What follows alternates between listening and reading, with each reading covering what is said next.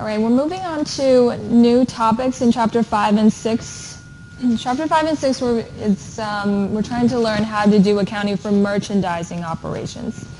All right, so the first 4 chapters, for the most part, service revenue or the accounts that we use relates to a specific type of knowledge or skills that the company is providing to clients. For this chapter, merchandising operations, as well as the following chapter, Chapter 6, we're trying to learn how to do accounting for another type of business that provides goods to customer instead of providing a type of skill or knowledge. Okay, so these merchandising companies, we will have some of the new accounts to learn for this chapter. Specifically, inventory account is a new type of asset account that you will be dealing with a lot for this chapter and this following chapter. Okay, so inventory is a new asset account, and it has various different functions that we'll talk about some of the entries that will relate to this account a little bit later. So the first part of this chapter today I want to cover is the purchase side of inventory, purchase side of the entries. So this relates to not only the purchasing cost of inventory, but also possibly potential freight charges if the purchaser is the side in charge of paying the transportation cost. How do we journalize freight charges? How do we journalize the cases when there are discounts offered by the buyer, by the seller, and if our company is able to pay back the money within the discount period, what happens for this case? Also, returns and allowances. If the purchase items, the purchase goods is not satisfactory to your business, or in case that within the transportation process it got damaged, how do we deal with these cases in accounting? Okay, on Wednesday we'll be covering sales side of the entries. On Wednesday, and then after purchasing and sales entries are introduced, then again we do adjustments, closing entries, and then we do statements. Okay, so this chapter itself, we're moving on to another type of business, but really the accounting cycle, keep in mind, is the same. Okay, the accounting cycle introduced to you in Chapter 1 to 4. Remember, we start from the beginning balance of permanent accounts, and then we journalize new entries, summarize these entries, we post entries to ledger, we summarize them in financial statements. Remember the worksheet that we did before and after adjustments, and then we close the temporary accounts, and then of course at the end some of the companies may do post-trial balance, and then again we start from beginning balance again. So the general accounting cycle introduced to you in the first 4 chapters is still there. The only difference is that we're applying it to another type of business.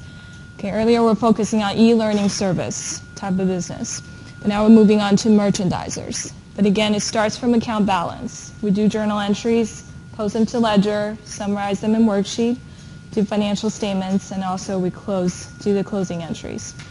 Okay, so everything you learned in the first 4 chapters still applies. It's just that we're adding in new accounts that relates to this type of operation activities. So this is a general operating cycle. We know what an accounting cycle is, but in terms of how the products flows into the business, how the products flows out to customer, this is the general operating cycle. Okay, in a simple form, we start from the first side of the entries, purchase inventory. Okay, so today you'll be introduced different cases under purchasing inventory. As I mentioned earlier, some of the freight charges, discounts, returns. How do we take care of those in the first side of the cycle? So after we get inventory, then following up, of course, we want to sell it to a company wants to sell the inventory to customer to generate the profit in between. So in the beginning, when you purchase something, you have the cost that you spend, the money that you spend, that you pay to wholesaler, pay to supplier for the goods. Then you immediately resell it to customer and generate the difference amount, the profit in between. Okay, so the inventory we're referring to in this chapter, we're referring to fully produced goods. Okay, we're not talking about manufacturing the goods here, not talking about the bits and pieces, how to actually produce to a final product. The inventory we're dealing with in this course throughout the entire semester, we're dealing with ready produced products, readily finished, and is ready for customer to purchase. Okay, and managerial accounting in another course, you'll be dealing with how to take care of the materials, how to take care of the labor costs. Those relates to the business that you actually produce and manufacture the goods. But this chapter, throughout this course, we'll be focusing on retail businesses. Basically like, for example, Walmart, ShopRite, Target. So all the grocery stores, the stores that you visit for the most part, they purchase finished goods from different companies and then they mark up a price, resell it to customer. For the most part, they don't produce or manufacture those products. Okay, they're there to purchase finished goods and resell it to customers at a specific local area. Okay, so after selling the inventory, then of course it's company either collects cash or accounts receivable. If it's accounts receivable, then later on, within a month or so, company will be collecting cash based on those. Okay, so then again, you have the cash. Company will purchase more inventory, market the price, sell it to customer, then get cash again. So this is the general operating cycle. Now, if we move on to the differences, specifically comparing the differences between merchandiser statements and the statements that we have seen in the first 4 chapters, the red highlighted accounts here are the new accounts. Okay, we have inventory that you will see under balance sheet. Again, this is the asset account. So just like other asset account, the normal balance falls on the debit side. Okay, so meaning whenever we purchase inventory, then amount times the cost that for each and every product altogether, purchases cost falls under the debit side. We increase inventory by debiting inventory account, just like a regular asset account.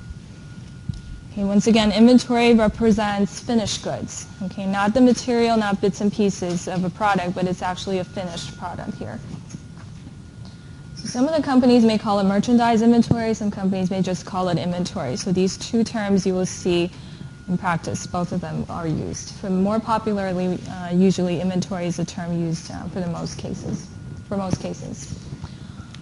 Income statement, matching up with the inventory that we purchased. Later on, of course, we want to use this to generate profit, generate revenue. And this type of revenue is called sales revenue. Some companies call it directly just sales. Sales equals sales revenue. Okay, so this is a revenue account. Again, just like other revenue accounts, just like service revenue, interest revenue, any type of revenue account, the balance is on the credit side, normal balance. So when we sell the inventory based on a new market price, the retail price that we set, the inventory amount, the revenue amount will fall under the credit side. Okay, now by generating revenue, we're actually giving away the inventory that we purchased earlier. So we have an account here that matches with the inventory that we purchased earlier, but the account represents the effects of the inventory that has been sold to customer. This is what we call cost of goods sold. Okay, so cost of goods sold doesn't have an expense term in it, but really it is an expense account. So it follows the regular expense rule, debit increase.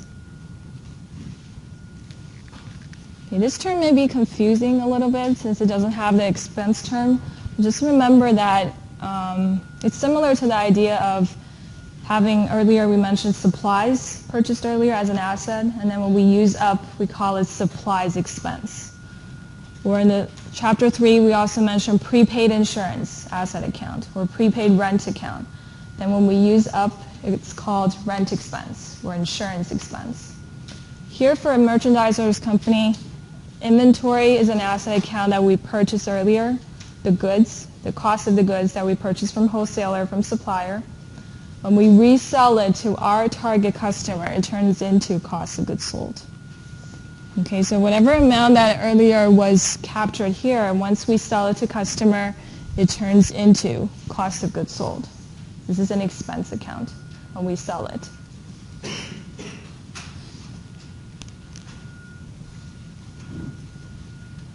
Right, so there's 3 new accounts here on the purchase side of the entry. So on Wednesday, we'll be covering additional accounts for sales side. For purchasing side, we will be increasing inventory. And then when we sell it, of course, it increases sales revenue. Also affects cost of goods sold. Again, this is an expense account specifically just referring to inventory expense. Okay, we don't call it inventory expense, but we call it cost of goods sold. This only represents the used up inventory that we sell to customer. Okay, it doesn't represent any other type of asset. It only represents used up inventory that we sold out to customer.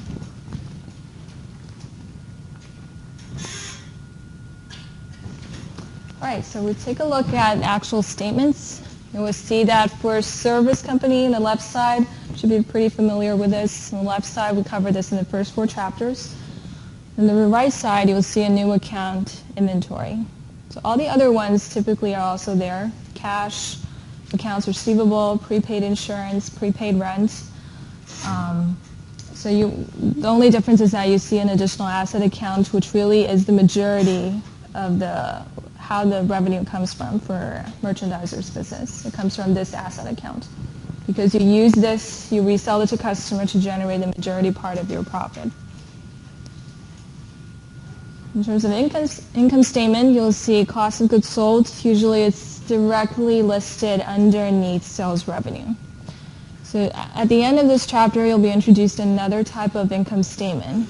The general idea is still the same. Revenue minus expenses. It's just how merchandisers structure it is a little bit different. We call them multi-step income statement. Under multi-step income statement, cost of goods sold is the only expense account that we will be listing it up front, different from all the other expenses. So you will see cost of goods sold expense, again, it only relates to inventory account, will be listed right up front underneath sales revenue. So the focus here is that we want to know, based on the inventory that we sold out to customers, sales revenue, and the original cost of the inventory, cost of goods sold, what is the gross profit that we generated just based on these 2 accounts? Okay, so again, cost of goods sold will be a lot larger. The amount will be a lot larger than all the other operating expenses. Because remember, this is the inventory cost. This is the main method, the main approach how this company gets profit. So we want to know what is the gross profit first for this type of business, and then subtract all the relatively minor expenses, operating expenses. Okay, so there's a difference for income statement. There's a difference for balance sheet. Income statement is pretty different from the original service type of business that we covered earlier. Earlier is just grouping revenue, grouping expenses, and find net income. For income statement, at the end of this chapter on Wednesday, you'll be introduced to a multi-step income statement, which breaks down different types of expenses. So in this case, you'll find cost of goods sold expense listed first, then the other operating expenses below that.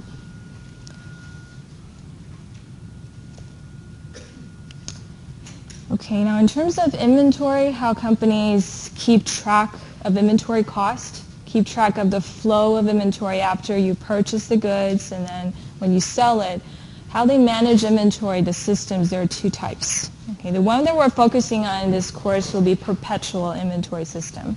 If we have time at the end of the semester, we'll get back to periodic. But the one that's most used in practice, and the ones that we will focus more on because it's more important since it mirrors nowadays practice, is this perpetual inventory system.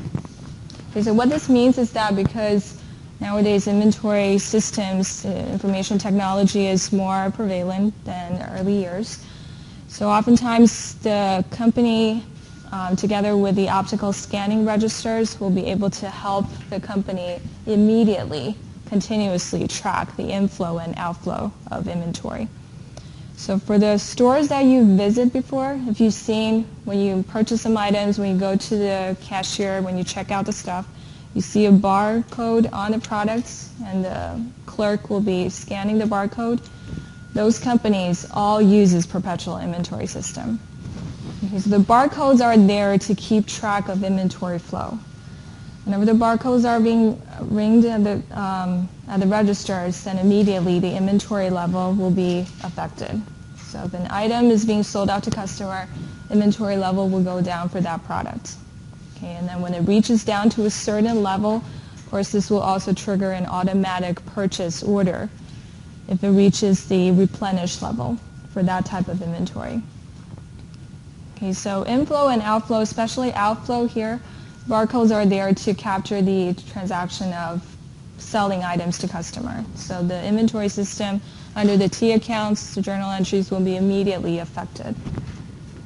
This is what we call perpetual inventory system. It constantly tracks the inventory level, the inventory cost, and also will be able to replenish inventory immediately when it reaches a low level.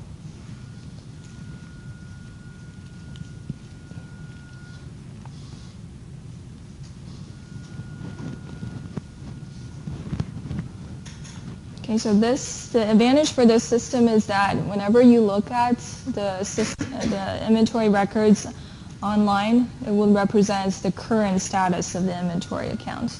You see the current amount that's there in the warehouse. You have the current value of the inventory in total based on the amount times the original cost. In Chapter 6, we'll be going over inventory costing. There's also 2 different methods to keep track of the inventory cost. But generally speaking, if a company constantly and continuously tracks the inventory level, then it falls under a perpetual inventory system. Usually they do have computerized systems to keep track of this. So for the most part, public traded companies or the large brand stores that you visit, they all use perpetual inventory system.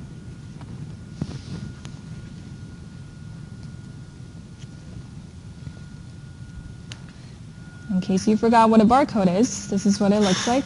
So when you ring the items, when you purchase the items, you want to take it back home. Before that, you go through the registers. They will be ringing this barcode, and immediately, again, corporation's inventory level will be affected. So this is used to record sales, record inventory expense, which we call cost of goods sold, and at the same time, update inventory asset accounts. So all of these accounts will be affected at the same time.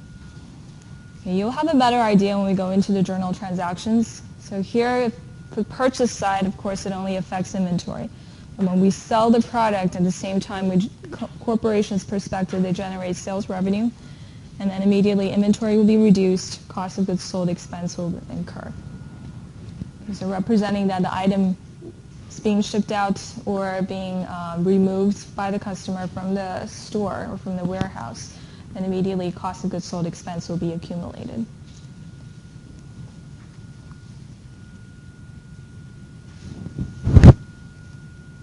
So as opposed to this idea, the continuously tracking inventory, as opposed to this, another type of business, typically small local stores, they don't have as much budget to purchase this computerized system.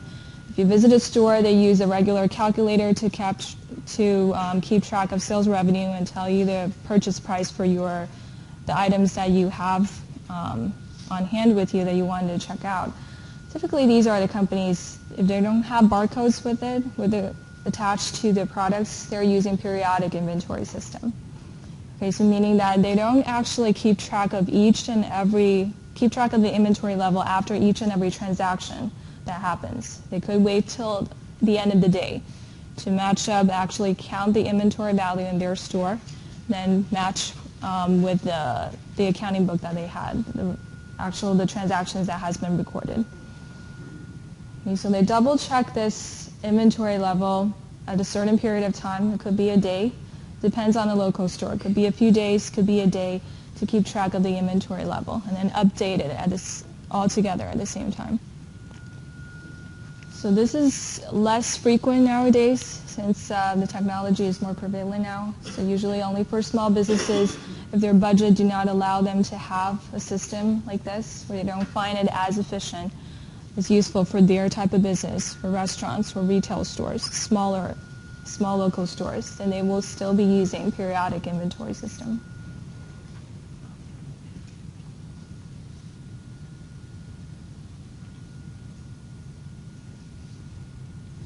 Okay, but again, our focus, all the transactions, the journal entries covered in today's course and on Wednesday, we're focusing on perpetual inventory system.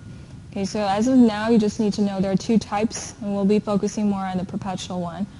And periodic, how they journalize the entries is a little different. Okay, the general idea is the same, but the details on journal entries, debit, credit, and the accounts is a little different from perpetual.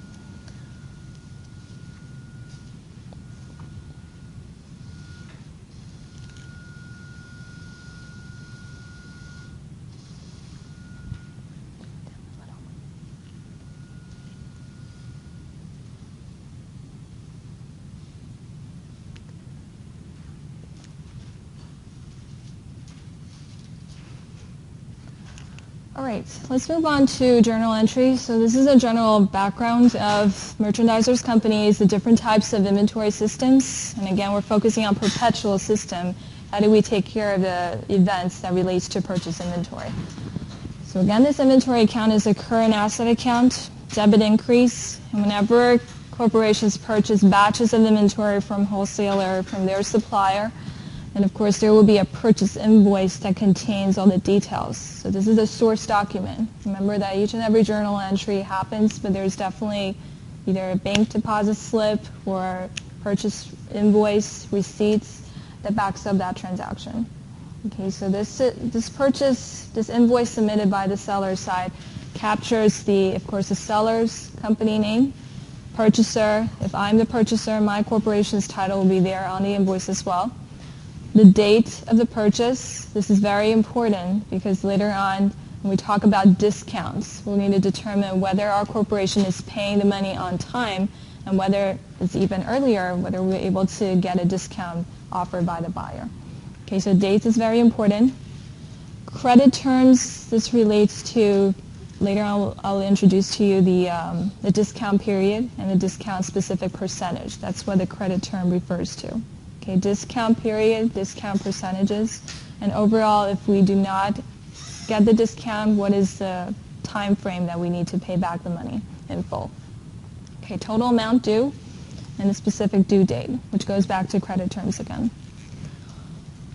Okay, so inventory account would be affected by several items. So this is a very special account that captures not only the purchase cost of inventory, but later on, whenever there's freight charges, it also affects the inventory account. Okay, if we receive discounts, it also affects the inventory account. When we return items, or if we don't actually return it, but we are just granted by the buyer a certain level of refund, this also affects the inventory account. Okay, so in accounting, this account is very special in terms of what the transaction affects it. We don't have separate accounts for freight charges from the purchase side or separate discounts or returns allowances if we're journalizing entries in the perspective that we are the purchaser. Then anything related to these purchase transactions falls under inventory account.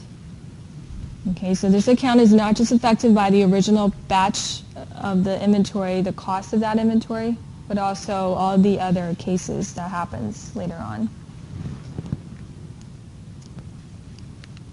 Okay, let's take a look at the first entry here. So the very simple one here just represents purchase inventory and the cost of the inventory. Okay, so in this case here, are we paying the money immediately if you're the company? What does it show here?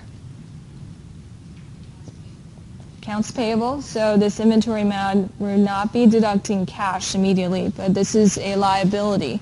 So again, liability account, whenever it increases, is on the credit side, remember? So accounts payable liability, typically, again, we will be paying off this money within a month or so. And then later on, we'll have to match with the credit term to see whether the time point that we're paying money falls under the discount period or not.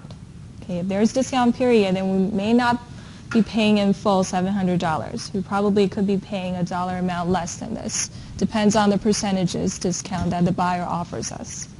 Okay, but this is the first entry. On June 3rd, if a company purchases a batch of inventory that's worth $700 from the supplier, from wholesaler, then this will be the journal entry to make. Debit inventory, credit accounts payable. Okay, if we purchased immediately by cash, then of course the credit term would not matter, and just reduce cash $700. Okay, the discount period, any credit terms, usually is offered from the buyer to the purchaser to encourage them to pay the money up front as early as possible.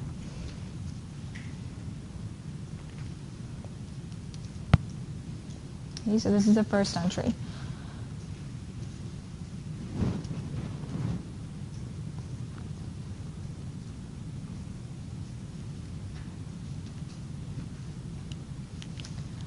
Now purchase discounts, I'll just state the first entry here. We have inventory, accounts payable, $700, June 3rd. So So this credit term here, 210 net 30, represents that the full amount is due within a month, within 30 days. However, if you pay within 10 days, you'll be getting 2% discounts, meaning you're getting 2% off from the original $700. Okay, so the full amount is the part after the comma, net 30. That means anyhow, regardless of when you pay, you have to pay within a month. Okay, this is the accounts payable's due date after the comma. Before the comma represents 210 represents that if you pay within 10 days, so the original transactions was June 13. If you pay was June 3rd, if you pay within a day between June 3rd to June 13th, then you'll be getting 2% off. Okay, you're only paying 98% of the full amount. That's what it represents here. Okay, so there are different types of credit terms. Companies may also decide not to give out any discounts at all. Could be just net 30, okay, or net 40. The slash 30 means the exact days. Okay, if it's slash 40, that means you have to pay within 40 days. Okay, slash 45, pay within 45 days. If you see something before the net 30, then that means there is a discount offered by the buyer to encourage you to pay the money back earlier. Okay, so then the first digit there will represent discounts. Okay, it represents 2% discounts if you pay 10 days. It can also be 3/15, for example. 3/15 represents that if you pay within 15 days, you're getting 3% off. Okay, so the first digit represents the percentage of discount. Second represents the number of days that is the discount period. And then the remaining after comma is the full amount due date, so within 30 days. Right, EOM is another way to represent credit term. It's less used, but it can also happen on some of the purchase invoice. You may see EOM, it represents end of month. Okay, EOM represents end of month. So what this means is that if this transaction happened June 3rd, then this transaction will be due, the accounts payable is due June 30th. Okay, if it's July 3rd, then that will be July 31st, the very last day of the month. Okay, EOM represents end of month. And again, in this case, there won't be any discounts offered. You just have to pay within a month. Choose the day as long as it's within the month.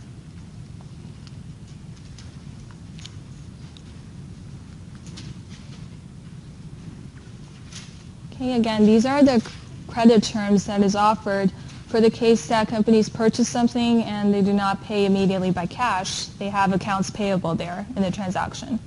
In this case, oftentimes buyer will set a credit term, sometimes encourage companies to pay back the money in advance. So they would be setting a discount period, setting a discount percentage to encourage buyer to pay off the money. Otherwise, they would set a full due date. It could either be a whole month, 40 days, 45 days, depends on the business. They can also set it as the very last day of this month, end of month. Then regardless of when the transaction happens, just figure out what month it happened, and the very last day of that month will be the due date for this.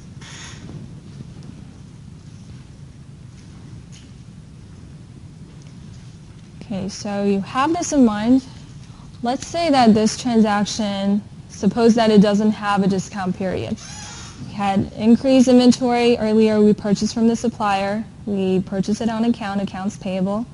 If it doesn't have a discount period, let's say for these two cases, we just need to pay it off on a certain date within a month, then the transaction, when we pay it off, just like a regular on-account payment, we reduce accounts payable, pay by cash.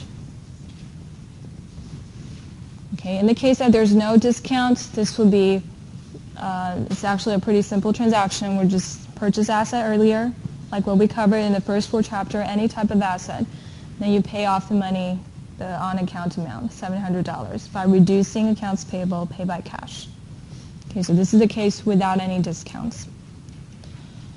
If we do have a discount offer from purchaser, from the buyer, and, from the seller, and we actually do decide to pay within the discount period, then this will be a transaction that would happen. And we will have 3 accounts affected, not just accounts payable and cash, but also inventory account. Okay, so this case we're talking about this discount case here. Okay, remember, inventory account captures the effect of different cases. This will be the first case that, other than purchase inventory, discounts will affect inventory value. Okay, what this means is that this is a transaction that I just told you here. Without the discount, we'll simply be reversing liability, paying the full amount, $700 in cash. If we do accept the discount, and let's say it's 3% discount within the discount period, and in this case, again, accounts payable will be reduced just as a regular case will reduce liability. But the right side, cash, will not be reducing $700 because we got the discount, right? We pay within the discount period. We're only paying cash $679. Okay, so the remaining $21 that relates to that 3% discount will be captured under inventory. Okay, so meaning that in the inventory account, you will see the left side earlier, we have $700, June 3rd. And then now a few days later, when it reaches June 15th, we have $21 of discount recorded here. Okay, what we're trying to do here is recognize the inventory discount as reducing inventory's cost to match up with the cash that we're actually paying for this batch of inventory.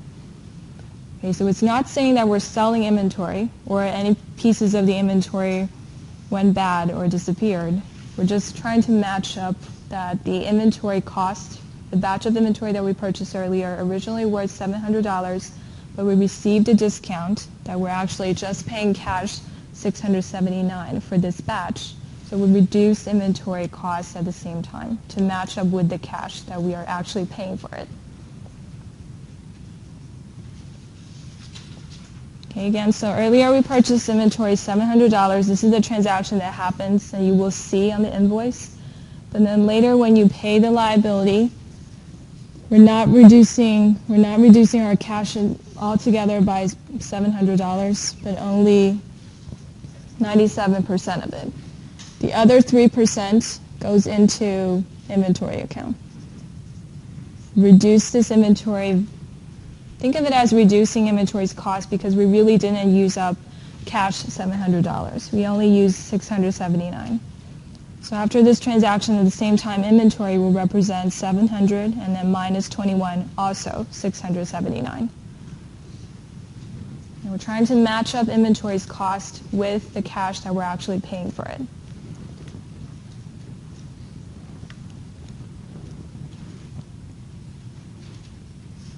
Okay, so this is the first case. If we have purchase entry by purchase inventory on account and we pay within the discount period, then we will see discount reduced. The amount that we didn't actually pay by cash will be reducing the inventory value as well at the same time. Okay, if not, then it will just be this transaction and there will not be $21 here. You will still see $700 because we're actually paying $700 for this inventory purchase transaction.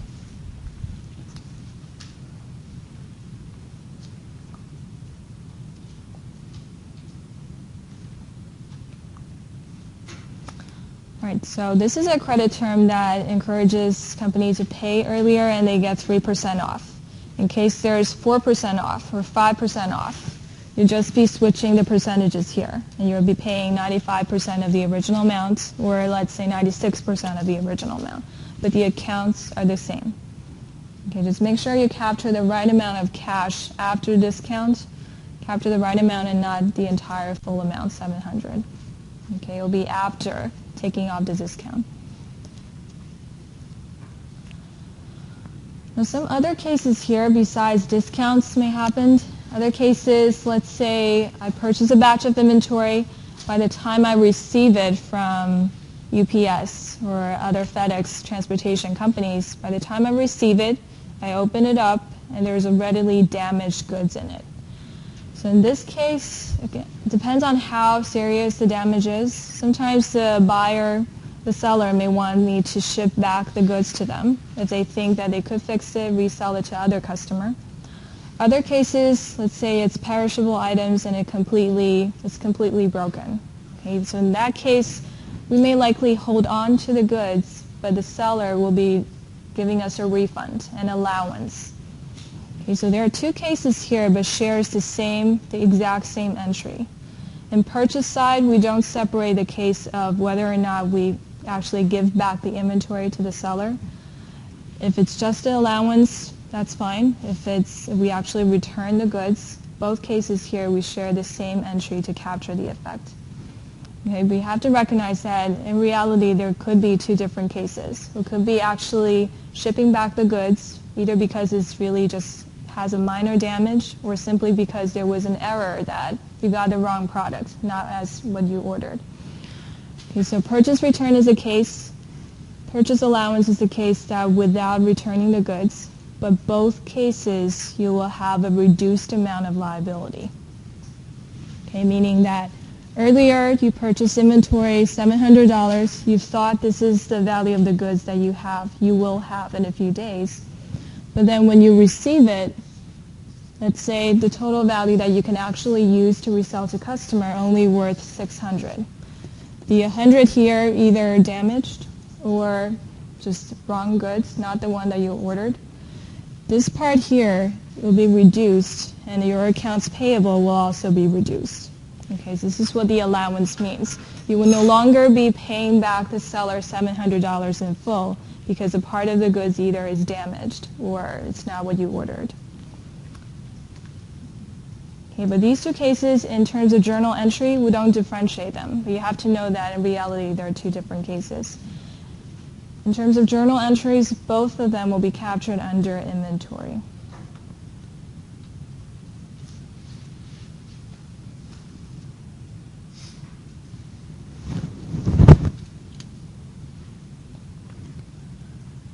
Okay, once again, for purchase returns, purchase allowances, both cases the accounts payable will be reduced. Reduced by the amount of the goods that we either ship back to the seller or we keep hold to it, but at the same time the amount we're not able to resell to other customer. So the seller typically will also reduce the amount of the value of those goods. Okay, so for both cases shares this exact same entry here. If the amount of the goods that's no longer useful we cannot sell to our customer is worth around $100, then we will be reducing inventory by 100 and reducing accounts payable. Okay, so accounts payable on the debit side means that the liability originally increased on the credit side $700, but now we reduce it by 100. Later on we just need to pay the seller $600. Okay, the right side, $100, could represent actually shipping back the $100 worth of inventory to the seller or keep hold to the ones that are no longer useful to our customer. But we get a refund from the seller. Okay, so for both cases, we use the same entry.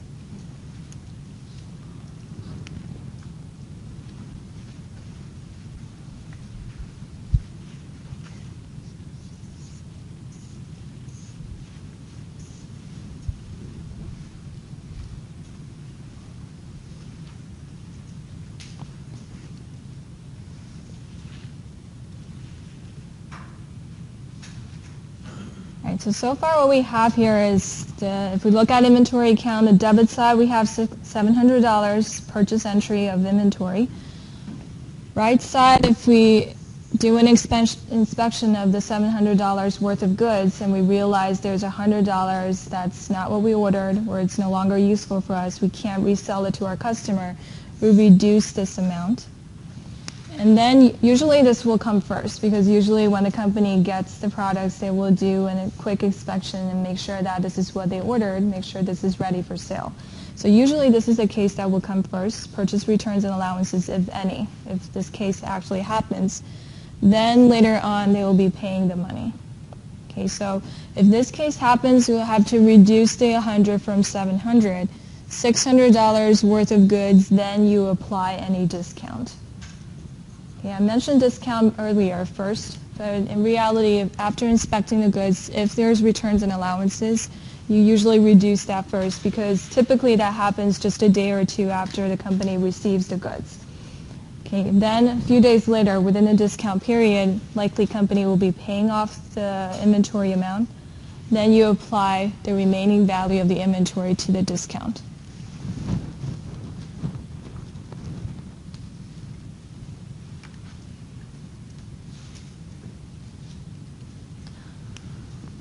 Okay, last case here, transportation costs. There's different types of transportation terms, FOB terms. The FOB stands for free on board. Basically, just the two different types of FOB Shipping Point, FOB Destination, would determine which party pays the freight charge. Okay, this will be decided up front, but when you look at the invoice, if you see FOB Shipping Point, this usually is the most common case, and this represents that purchaser. If my company purchases the inventory, purchaser is the side that pays the freight charge. If my company purchases inventory, the shipping point, the ship term is FOB Shipping Point, then purchaser, my company, will be paying the freight cost. Okay? So at the same time, it also represents that once the goods are shipped out from the seller, throughout the entire transportation process, the goods belong to my company.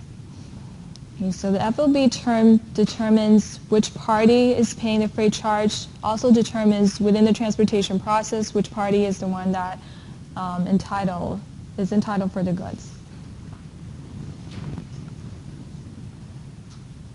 So if I'm the company purchasing the goods, in my perspective, this will be a freight charge for me to get the inventory into my warehouse.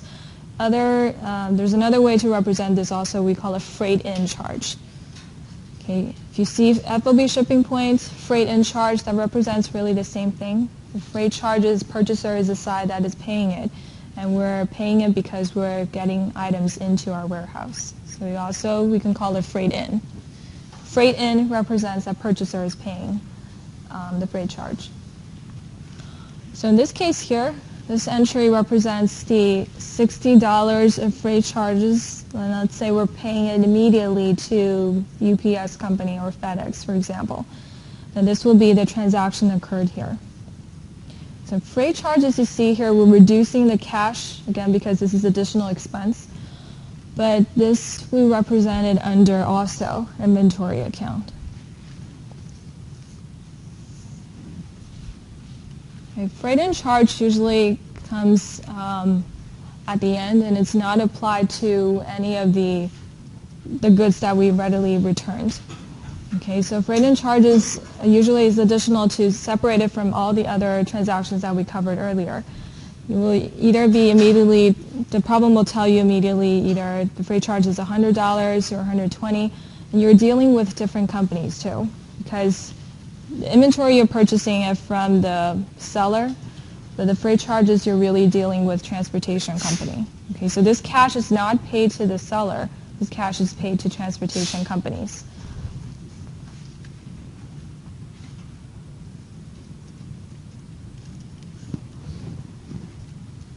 Okay, so we think of freight charge as like a package that you purchase. This batch of inventory comes along with this batch of inventory's value. So just like how you and me, we may be purchasing things on Amazon. Right? If you purchase, let's say, $1,000 worth of something, of goods on Amazon, and you are the purchaser, you're also the party paying the freight charges, that will be added additional to the $1,000 worth of product that you just purchased. Right? So that will be add on to that $1,000. You may have additional $50 of freight charges, let's say, of the based on the goods amount that will be added to your purchase transaction. So in the perspective of a corporation, it's the same. It's very similar to our personal purchase transactions.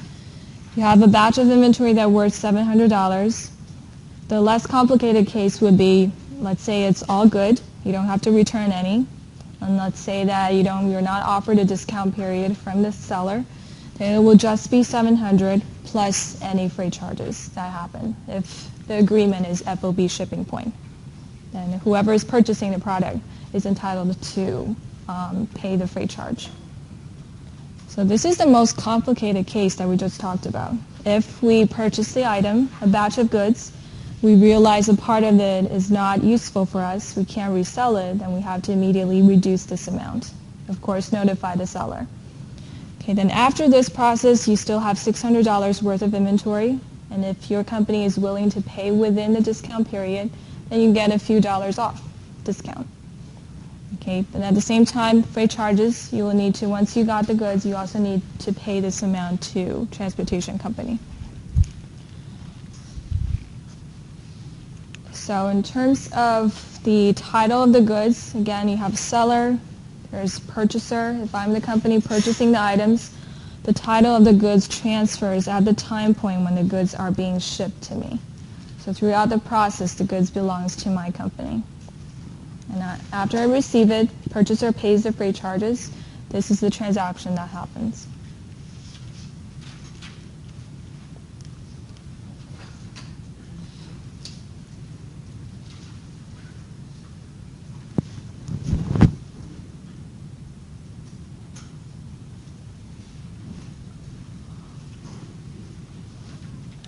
Right now, another real-world case would be that if the seller has an agreement with UPS, with FedEx, that they sign a contract with them, so when they sell their products to my company, at the same time, I just directly deal with these freight charges with the seller.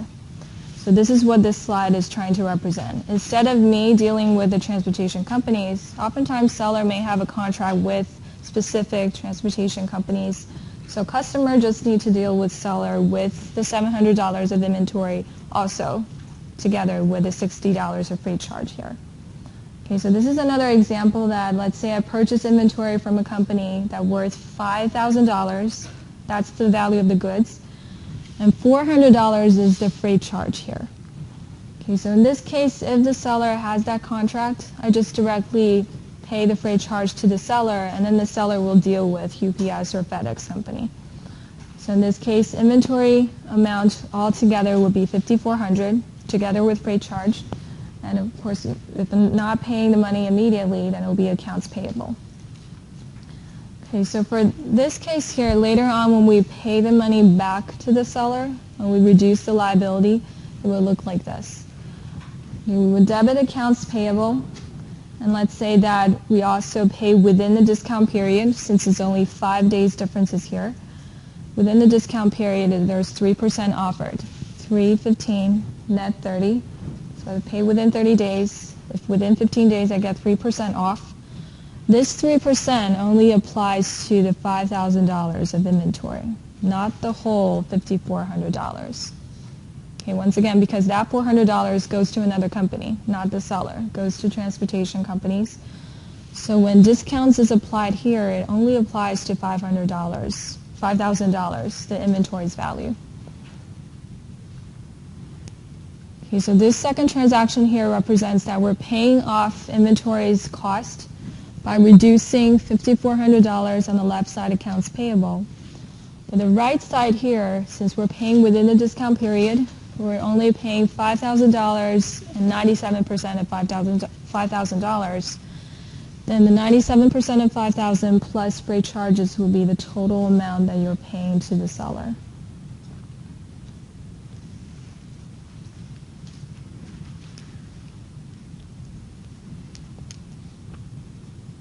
Okay, again, this slide here shows the case that if I'm the company purchasing items from a seller, $5,000 worth of inventory, and I'm not dealing with FedEx or UPS separately with that $400 worth of freight charge, the seller paid it for me in advance. So I'm just now paying the $5,000 plus the freight charge $400 together to the seller as a package. But when it comes to discount, when we pay it off, we're not applying the 3% discount to freight charge, because freight charge is the cost that occurs, and the seller dealt with UPS or FedEx before. They already paid the $400 in advance. So the 3% really only represents the discounts off from the original $5,000 of inventory. Okay, we cannot apply the discounts to freight charges because that revenue belongs to another company.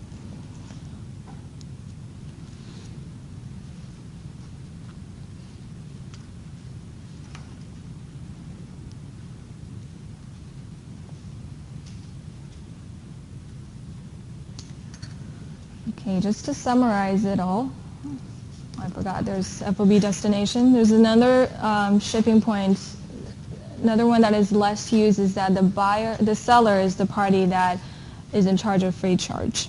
Okay, so this case here, purchaser does not record anything. In this case, if the purchase invoice states that there's FOB Destination is the credit term, and if I'm the company that purchased items, I do not have to record anything.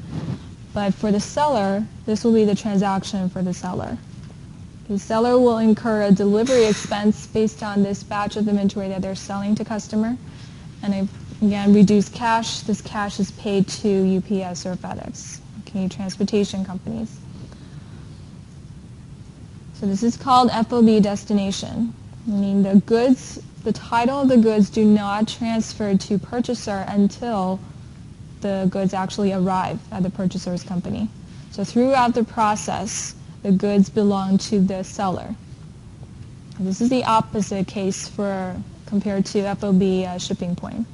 The FOB Shipping Point purchaser is the one paying the freight charge and title of the goods throughout the entire transition process. FOB Destination is the opposite to that. So seller will be paying the freight charge. Seller incurs this transaction. Purchaser records nothing. Seller is entitled for the goods until the goods arrive at the buyer's company. And we'll be going over this transaction again when it gets to sales side of the entries. Here you just have to know that it's different from FOB Shipping Point. So there are two types of freight charge terms.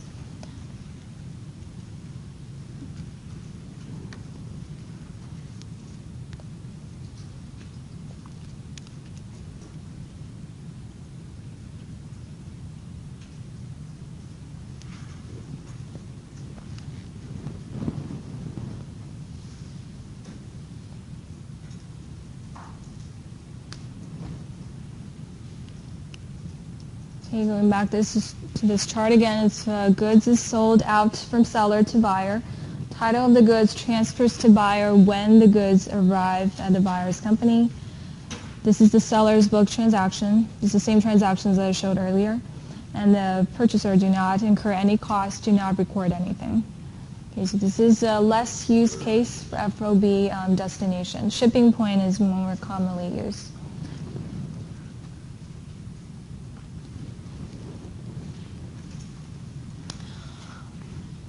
Okay, we have just went over a lot of different types of transactions. So just to summarize them up in terms of how it relates to the inventory account. First thing that happens always, for all the remaining cases, all relates to the first transaction, purchase inventory. So you have a transaction that looks something like this. You debit inventory, credit accounts payable. And then because you credit accounts payable, you have liability to the seller. Seller typically may encourage you to pay the money off as early as possible. So you would see something like 2% on net certain days. So the full amount is due within, let's say, 30 days. But then you get a 2% off if you pay earlier within 10 days. Okay, but before the discount is applied, of course, once the goods arrive at your company, you'll be doing an inspection of the goods, making sure that this is what you ordered, making sure everything is ready for you to resell to your target customer. If that's not the case, then the portion of the goods that is no longer useful will be reduced. It will either be shipped back to the seller or you'll be getting a refund from the seller based on it. So either it's damaged or it's not the goods that you actually ordered. Okay, so in that case, you'll be reducing that first, reducing liability as well. So the value of the inventory in the case that we talked about earlier really only worth $600. And at the same time, you only owe the seller also $600. This will be the base for you to apply any discounts. Okay, so you got a discount period.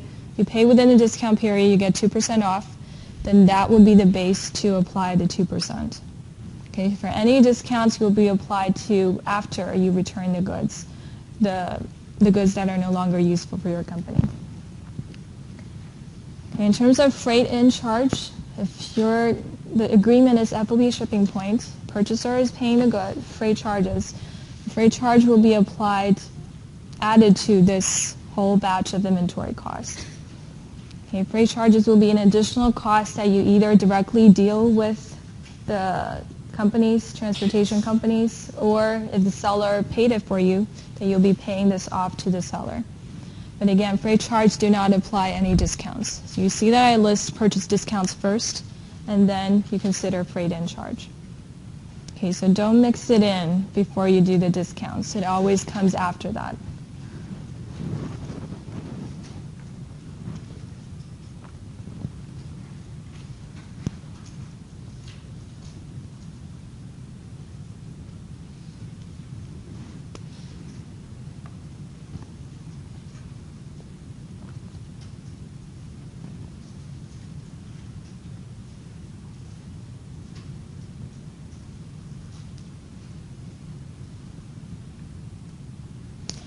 Okay, let's do a quick exercise just to close this part of the lecture up.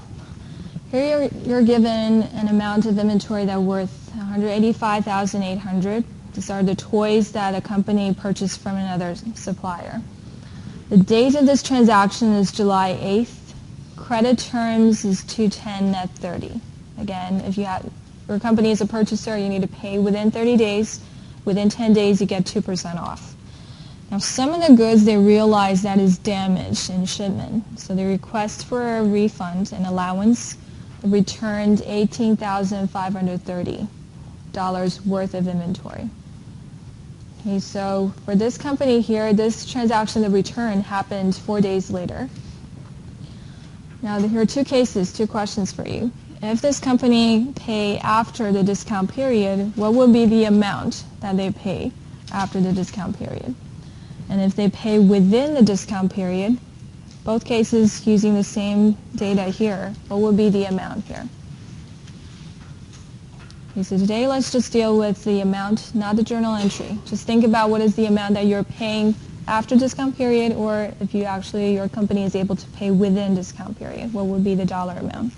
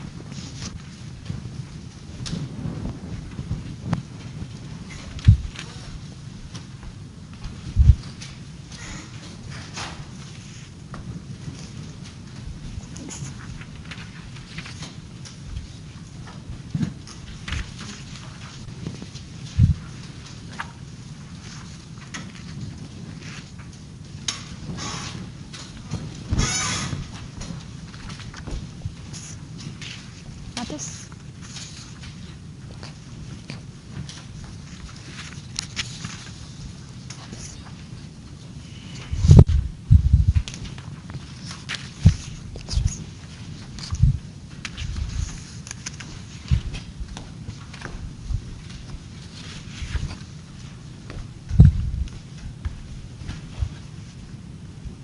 Okay, I just passed around a handout for some of the transactions that we talked about today on the left side, and then also practice questions. So any of you that didn't get a copy?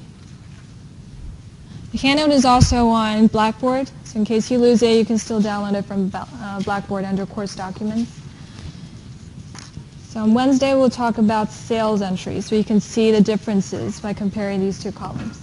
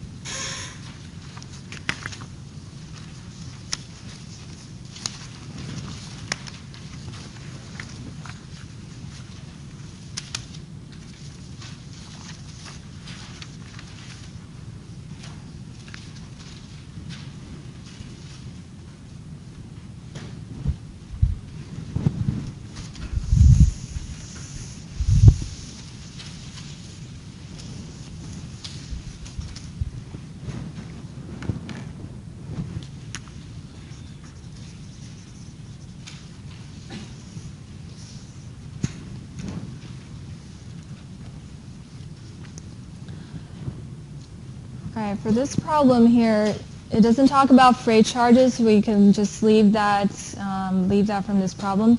It only talks about the original cost of the inventory, talks about discount period, and also the value of the goods that is not useful for your company after receiving it.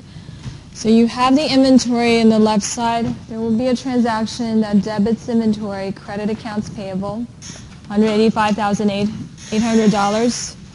After inspecting the inventory, the goods are not useful, and altogether the ones that are not useful being shipped back is worth $18,530. Okay, so going back to that inventory account, remember left side increase when we purchase inventory. Right side will decrease whenever there's discounts or returns. Okay, so the first question here, if we do not pay within discount period, then you don't have to worry about discount. There's only these two numbers, really. Because the first part you have purchase amount, and then you subtract purchase returns. Altogether, later, your company will be paying cash $167,270, okay, without the discount. So what happens if they do pay within discount period? How do we calculate the amount?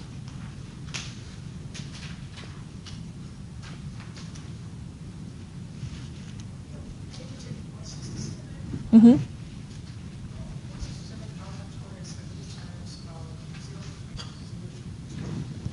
Times 0.02 will be the discount, and then so the amount that your company is actually paying back to the seller would be after subtracting that 2% of discount, right? Exactly.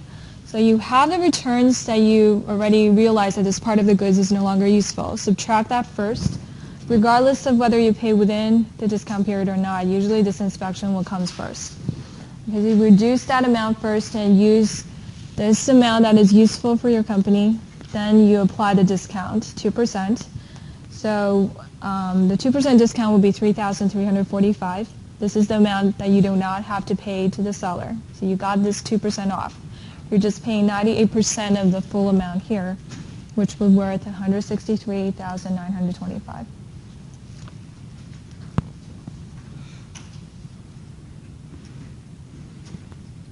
All right, so this is just a dollar amount, but today when you go back, try to think about transactions, how you would apply this to the transactions of purchase returns. So today we don't have enough time to go over those, so I'll be going over this with you on Wednesday. Okay, but here is just the cash amount that you're paying with the discount period or after the discount period, the differences.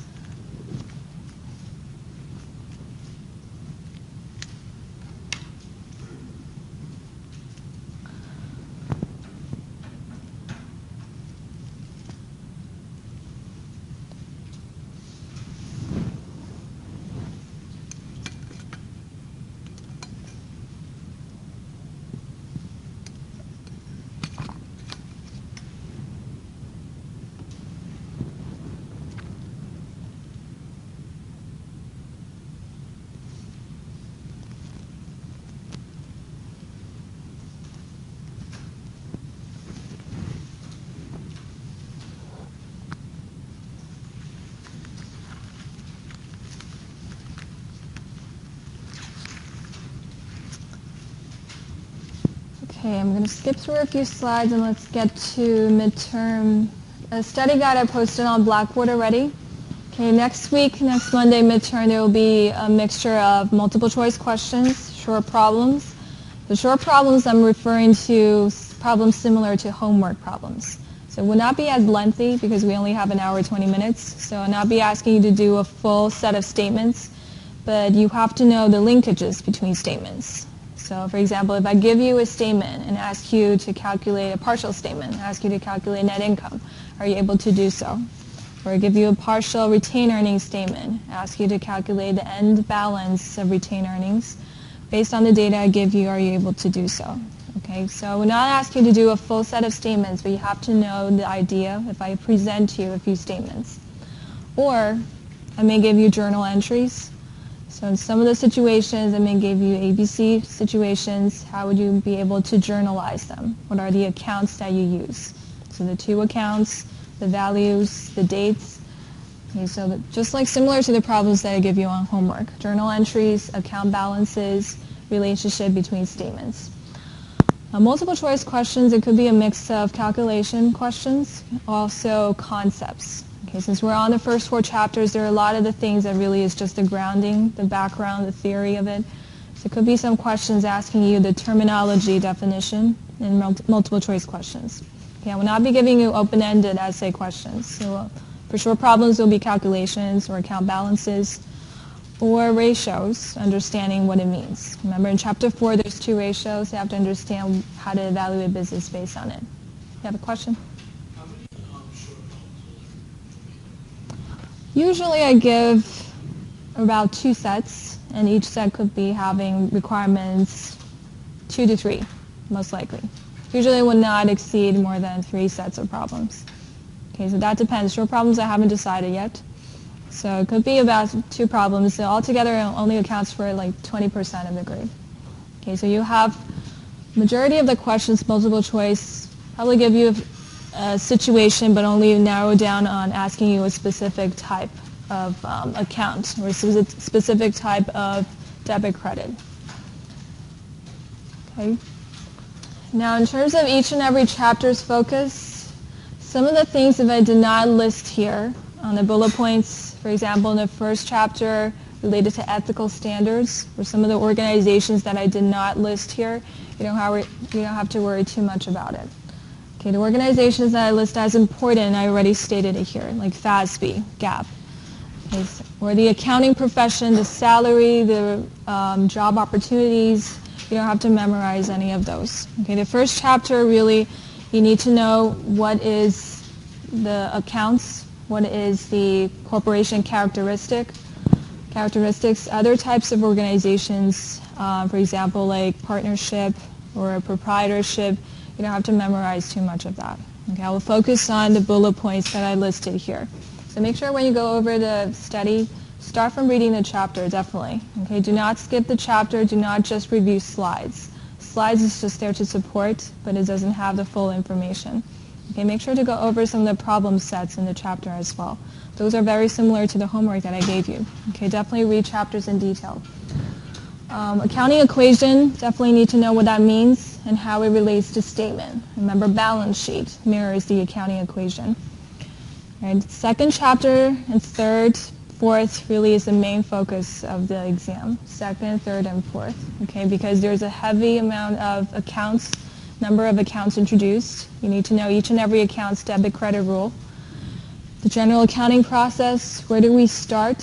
What is the middle process here? Journalizing, posting to ledger, trial balance. Okay, whenever each and every transaction happens, how it fits into this accounting process. Okay, at the end, after posting to T accounts, how do you get final balance? So after final balance in chapter 3, we do 5 different categories of adjustments. Those 5 adjustments are important too. Okay, make really sure to review adjustments. You'll definitely see questions on those. All right, chapter 4, worksheets. You just have to know the definition, what a worksheet, the purpose of it. I will not ask you to do an entire set because it also takes hours. But if I give you one, you need to know, for example, income statement column. What does it mean? Remember income statement column in the last part, you will see net income or net loss. So if I give you a worksheet, you have to know what it represents, the information there. Closing entries, also important to know. You have to know the purpose of this. Remember, you want to zero out accounts, temporary accounts, transfer amount to retained earnings, update retained earnings. You have to know the 4 steps of closing entries. Okay? So the parts that I focused today in class that I pointed out specifically, you'll definitely see questions on it. Classification of assets, this is fairly simple compared to other points. You just have to know there's current asset and long-term asset. Definition is that used 1 year, within a 1 year period, if you use it up, then it's current asset. Otherwise, if you can use in the business for a long term, it's long term. Liability, similar. If you pay it off within a year, then it's short-term liability. Otherwise, it's long-term. Current ratio and debt ratio, you have to know how to calculate this. Okay, after calculating, how to interpret the results. So what is the rule of thumb for current ratio? 1.5 is considered good. If it's somewhere in between, it's okay. But if it's lower than 1, it's considered risky. Okay? Rule of thumb for debt ratio. Debt ratio, remember, we're trying to understand the relationship between total debts, total assets. So if the total debt reaches more than 0.6, reaches 0.8, somewhere even above that, then it's considered very risky. Okay, 0.8 is sort of like the rule of thumb. Below 0.6 is considered fairly well. Okay, so these bullet points, make sure to cross them out as you go over your studies. And for multiple choice questions, I will suggest you to review each and every chapter's quick check section. Okay, in the chapter, in the book, there's 10 questions after each and every chapter. That you have answers in the back of each and every chapter. Okay, make sure to review those first. Those are elementary questions. Then you can also go over the my accounting lab for test quizzes, study plan questions. You have plenty of multiple choice questions there. That will help you and guide you through some of the points that are critical. Okay, that you will see some of the questions there exactly on exams. Okay, make sure to review those. All right, so I was going to go over practice questions. You want to go over this with me? Or do you want me to go over this with you, I should say? All right, practice questions also is important to review. I just passed it around your own, so make sure to pick yours. Accounting information system does all of the above. Okay, accounting measures business activities, journalizing and posting them to ledger, communicates the results to decision makers, and then, of course, we process these statements to outside users. Okay, these practice questions points out the key point of each and every chapter that I would like you to know. So you also have to review these. Characteristics that best describes a corporation. So which one is this? Limited liability stockholders. Very good. This is very special. It's different from other organizations. So by purchasing stock, investors, they only own a certain portion of the ownership for the corporation. They also only have limited liability to it. They're not in charge, not responsible for the majority of the debt that the business has. Okay, Fossil's liability should be fairly easy for you right now. Accounting equation, assets minus equity will give you liability. Okay, so this is C. It's from chapter 1. Where e-learning service company received a promise from their customer. 3 weeks later, they'll be paying this service. In the company perspective, they have this transaction, and this will affect which account? Accounts receivable. They provide a service, and they haven't collected the money. Exactly. So the account decreases with a credit. Decreases with a credit.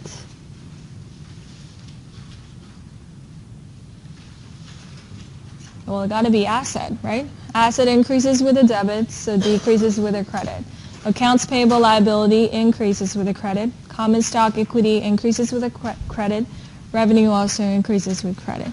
Okay, so assets decreases with credit. Which of the following account is an asset account? Prepaid expenses, very good. Expense revenue, equity account, accounts payable, liability account.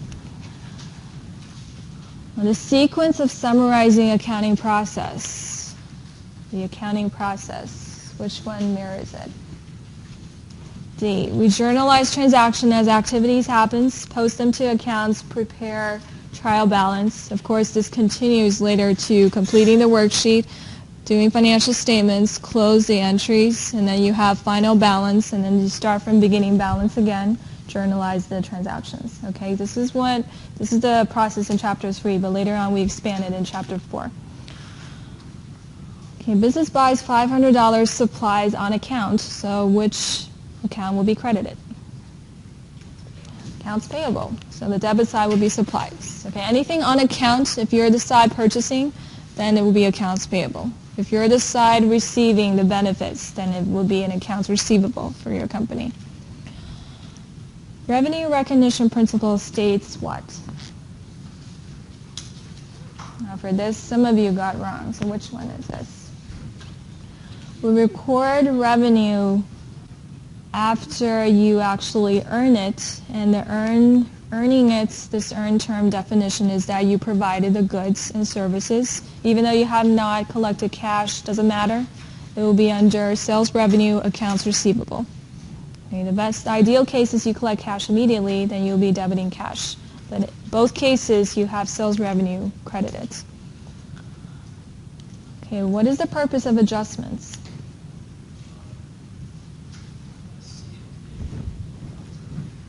Updating accounts at the end of the period, exactly. Okay, adjustments, the 5 categories: prepaid expense, accrued expense, unearned revenue, accrued revenues, and also depreciation. All of these adjustments happens at the end. There's only a few entries.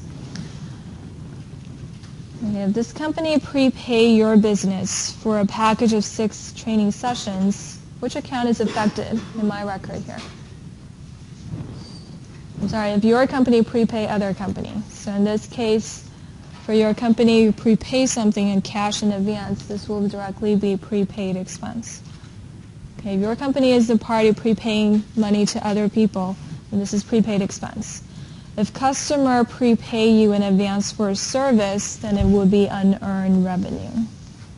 Okay, so this is the case that you are the company prepaying others, then it will be prepaid expense. Accounting data flow, the relationship between statements. Which one is correct here?